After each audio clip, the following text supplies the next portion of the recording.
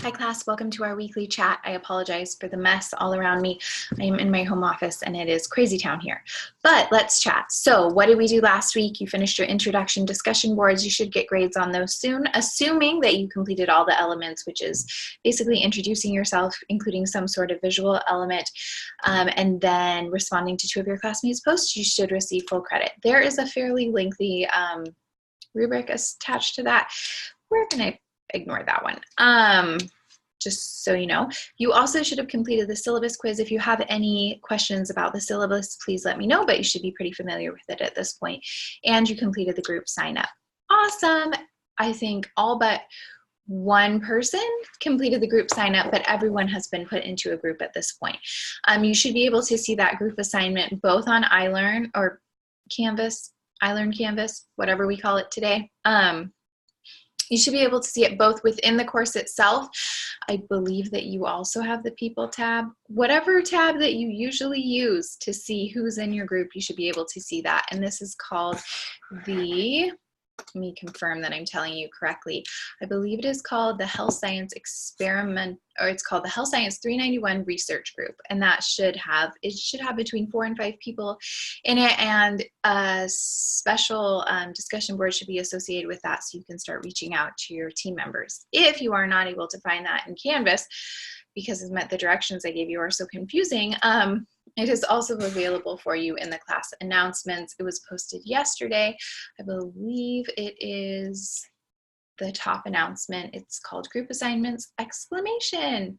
So you should be able to see a screenshot of those group assignments. Those group assignments are final. I did my best to put everyone in the group that they requested. However, that wasn't always possible. Typically, that was because no one else signed up for that time. So I tried to put you in that same time slot, but maybe on a different day. Remember that while I do want you to work as a group, and yes, well, ideally you would work as a group, meet synchronously, whether it's via Zoom or Google Hangouts, whatever you choose to do, you are also welcome to meet asynchronously as well.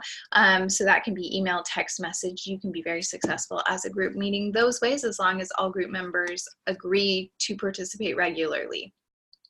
So just keep that in mind if for some reason you aren't able to meet as a group. Meeting as a group synchronously used to be a very important step before the redesign of Health Science 391, because all of these assignments that you complete individually used to be completed as a group.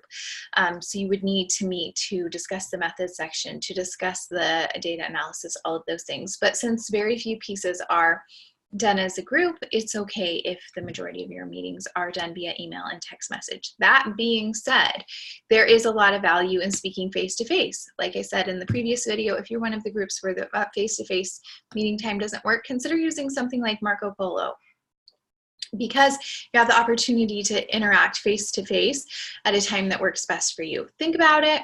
It's not a bad option. Groups have been successful in doing that.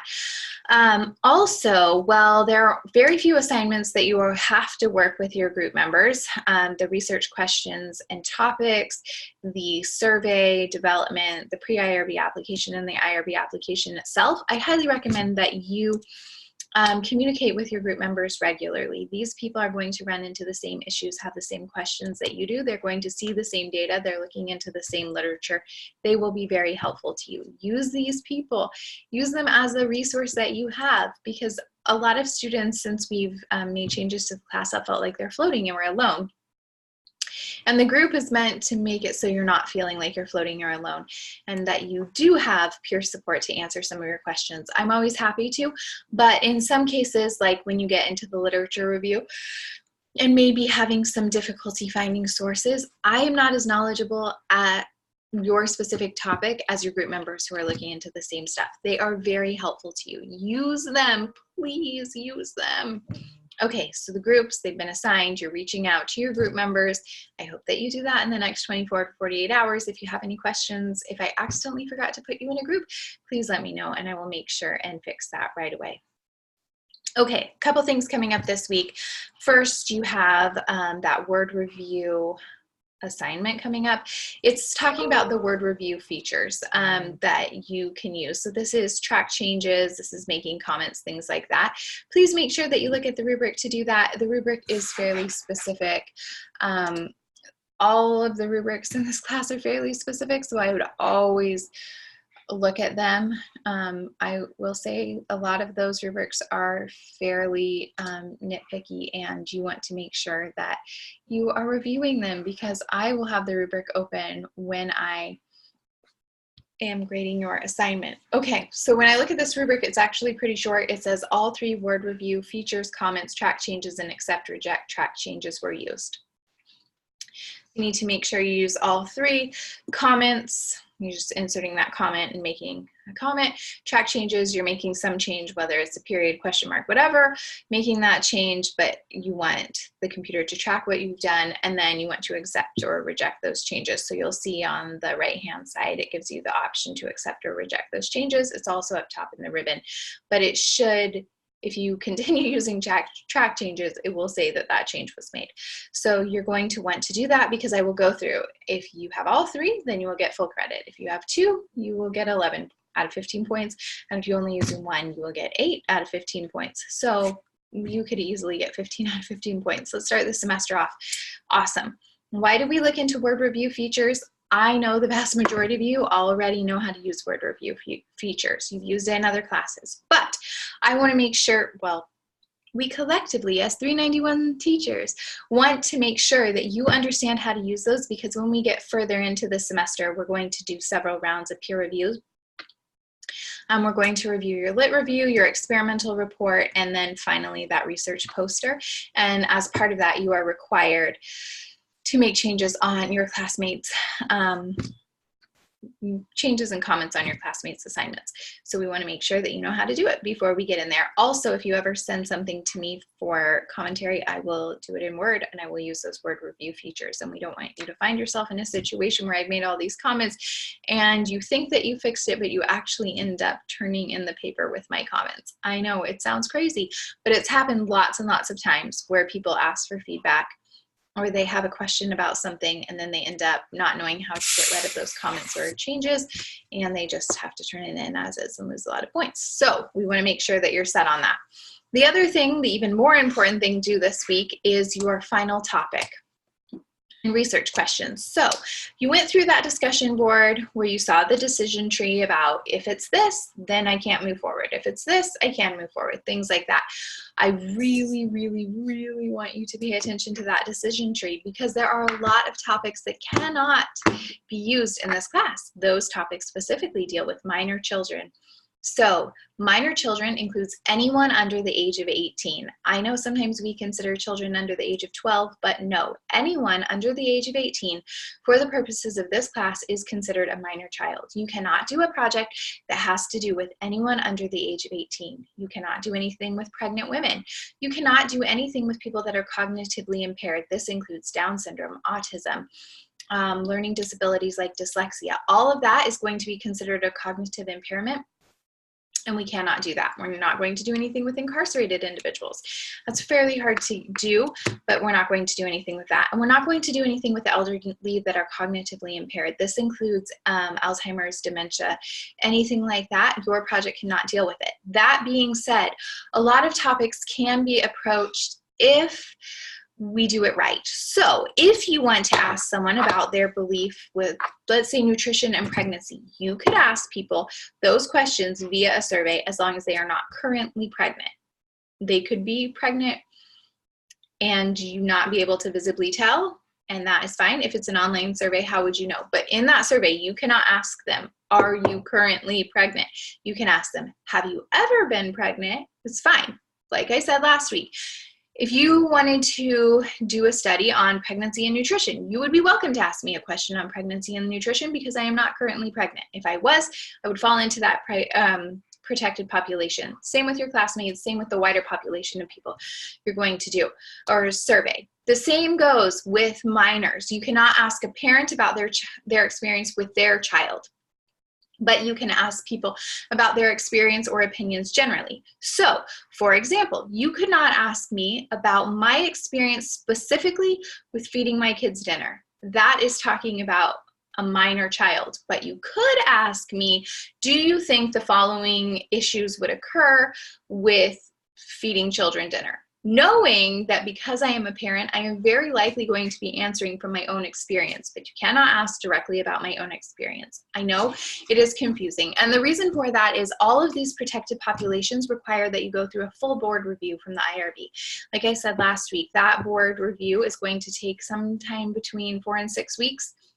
On a really good time, we're going for the expedited review, which is 3 to 5 business days. We don't have 4 to 6 weeks. So we're going to stay very far away from all of those topics. Other things that you need to be aware of, you can't ask anyone about their personal health history, whether it's physical health or mental health.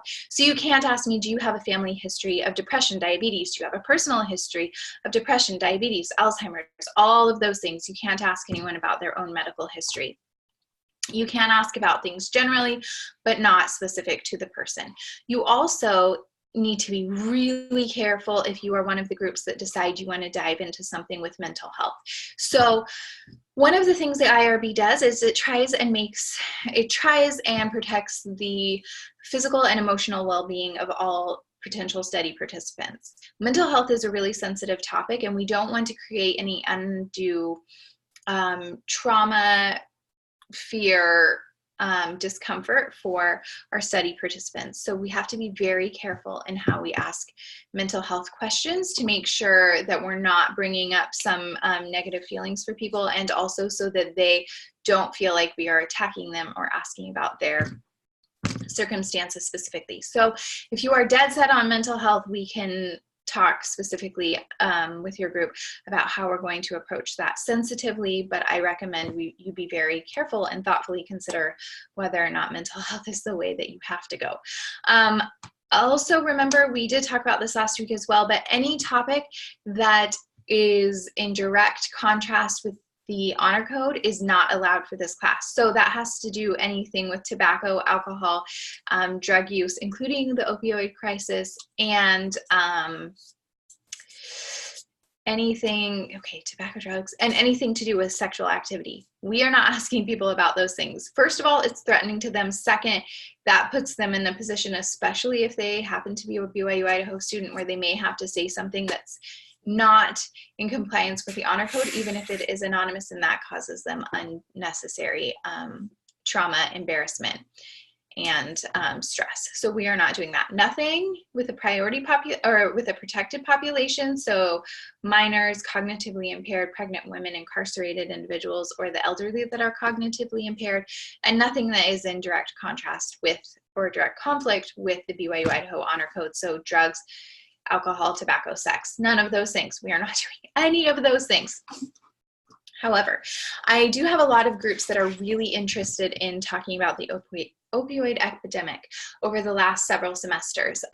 If that is something that your group is dead set, we must talk about this, then we need to find a way to approach that very carefully. That is one of the things that we may be able to skirt around and find a sensitive way to ask about that. However, medical marijuana, recreational marijuana, no, that is off the table. We are not going down that rabbit hole. It is a nightmare for you. I've been down that rabbit hole. We are not doing that. You are not doing that to yourself. I will not let you. So start thinking as a group. When you want to talk about, there's a lot of health topics that don't touch any of those sensitive populations, sensitive issues. You can do it. I know you can do it. Okay. Now you're going to start writing those research questions. A couple of things to keep in mind with those research questions. They need to be specific and measurable. What do I mean by specific and measurable? Well, they need to be specific. They need to refer to a certain group. So you can't just say, what do people know about nutrition and sleep? Interesting, that's not a research question. It's not specific. It's also not measurable. Well, it's measurable because you're asking about knowledge. But let's rephrase that. If you were asking, how does nutrition impact sleep? Cool. That's a really cool question. That's not going to work for this class. It's not specific or measurable. But if you were going to ask, how does awareness of proper nutritional standards in adults ages 18 to 35 impact decisions? That is specific because you are talking about adults ages 18 to 35, and measurable because you're looking at knowledge. Remember, the only way that you have to collect data for this class is a survey. Well, that's not true. You can collect some observational data, but one of the requirements of the class is that you write a survey. So if you want to do twice as much work, you're welcome to collect data 2 different ways, but I highly recommend that we just stick with the one survey because you have to do it. So make sure that is specific and measurable. Specific means you're talking about a specific group of people. Who are you looking at? Who do you want to study? Do you want to study BYU Idaho students? Do you want to study adults within a certain age group? Do you want to study gender within a certain age group? Do you want to study people that live in a certain area? Things like that. And then what are you going to measure? Because you're using a survey and don't have the ability to measure reality, so you can't say, if I sleep this much, my weight stays here. If I sleep this much, my weight goes up, my weight goes down, things like that. You don't have the ability to do that, but you can measure knowledge, belief, perception, understanding. All of those things can be done very easily and effectively with a survey. So start thinking about that. How do I need to switch this so I'm not looking at reality, but I'm looking at what my respondents believe to be reality? You can totally do it. Also keep in mind that you're going to submit those research questions, and I'm probably going to send them back to you early next week and say, hey, you have to redo these. You have to fix the following things, and it's not bad. Writing research questions is an iterative process. You wouldn't believe how long it takes most researchers to write those research questions, to finesse them, to pilot them, to make sure they're right. You unfortunately have less than a week. So when I say you have to make revisions, that's awesome that you only have those revisions to make in a week. When I wrote my graduate thesis, I think we spent 6 months coming up with the research question. 6 months, you have 6 days. So we're gonna review it, it's gonna be great. We're gonna get those in a place where you can answer those using the limitations in this class. Finally, you have a synthesis grid due next Saturday on the 25th of January. This is an individual assignment, individual, not as a group. However, you're welcome to talk amongst group members, use the same sources, things like that to get it done. This is your first dive into the literature. That means you are diving into peer-reviewed journal articles. Couple of tips for that, we'll talk more about it later. Read the abstract first. When you find that journal article, first of all, find it through the library so the full text is available to you. Read that abstract first. If you think, this works with my topic, awesome, then skip ahead and read the discussion. Do not spend your time reading this article from abstract all the way through unless it is good. Read the abstract first. Is it good? Awesome. Now let's read the discussion. The abstract is going to give you a summary of what the article is about. The discussion section is going to tell you the so what. It's going to connect it to previous research. It's going to tell you all of the findings of this study and then give you implications for future research. The discussion is the most vital part for you to read in determining whether or not this is a good article for you.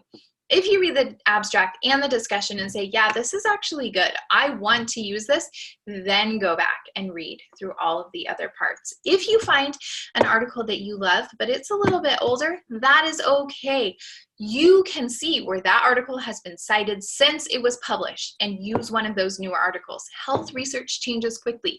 You want to use articles that have been published within the last 5 years. The last 10 years is as far back as you want to go, but nothing further than that. If you're reaching into 2005, that is old. If you're reaching into the 90s, that's ancient history. If you're reaching past the 90s, no, it's not applicable anymore. Health research has changed so much in the last 30 years. We want to narrow it to the most recent developments. In some cases, there will be a really foundational article, and maybe you can use that one. But as a general rule, the articles need to be published within the last 5 years. So we are in 2020. If it is older than 2014, it is too old. Also keep in mind that this peer-reviewed journal process, most of these articles take several years to get to publication. So if it says it was published in 2017, the results were probably collected in 2015 or before. And you want to make sure you have the most current data because it is changing. The technology is changing. Our understanding is changing. Old things are going to give you inaccurate information. So keep that in mind. Do the synthesis grid. Don't blow it off. I know you look at this assignment and the synthesis grid seems both overwhelming and ridiculous. No, because you're going to use the synthesis grid to write your lit review later in the semester, and you're going to be busy later in the semester and not have time to go back and search through things. So do it right now. I believe that you need 6 sources. If I had to guess, that means you're probably going to need to read 10 to 12 articles to get those 6 good sources. But you can do it because you're not reading the entire article to determine if it's good or not. You're reading the abstract and the discussion section. If it's good, then you go back and read the rest. We are going to be as efficient as possible with our time. So only read what you need to read. You need to read the abstract, then the discussion. If it's good, go read all the other sections. You can do it. Let me know if you have any questions as we move forward with those research questions, groups, all those things. You have a busy week. Thank you for sticking through to the end.